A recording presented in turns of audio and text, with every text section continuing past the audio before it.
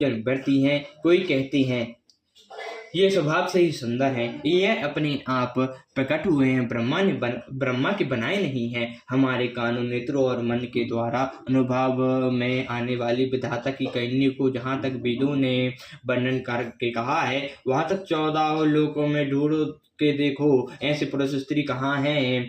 इन्हें देखकर विधाता का मन अनुरक्त हो गया।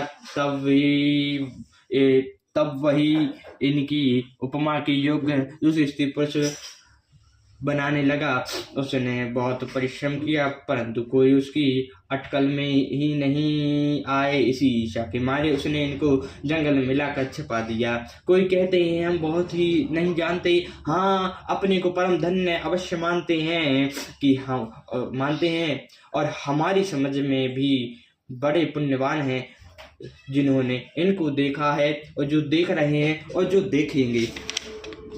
यही विधि कहीं कहीं बचन रामा, प्रिय ले नैन भरी निरिसिया रामा, किमि चला है मार्ग अगम रामा, सुटी सुकुमार शरीर सिया रामा। इसी प्रकार प्रिय वचन कह कर सब नेत्रों में जल भर लेती हैं और कहते हैं कि ये अत्यंत सुकुमार शरीर वाले दुर्गम मार्ग में कैसे चलेंगे।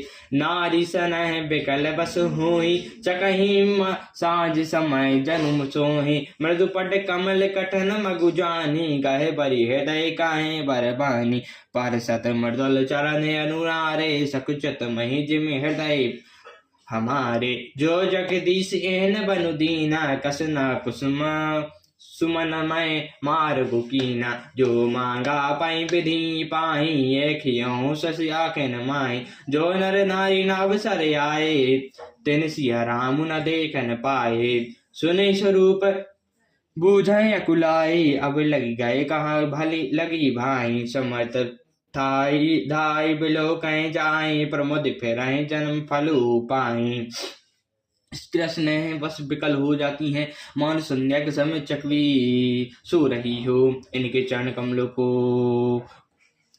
को कोमल तथा मार्ग को कठोर जानकर वे व्यर्थ हृदय में उत्तम वाणी कहती हैं। इनके कोमल और लाल लाल चरणों को छूते ही पृथ्वी वैसे ही सकुचा जाती है जैसे हमारे हृदय सकुचा रहे हैं। जगदीश्वर ने यदि इन्हें वनवास दिया है तो सारे रास्तों को पुण्यमय पुष्पकमय क्यों नहीं बना दिया। यदि ब्रह्मा से मांगे मेरे तो हे सखी, इन्हें अपनी आंखों में ही रखें।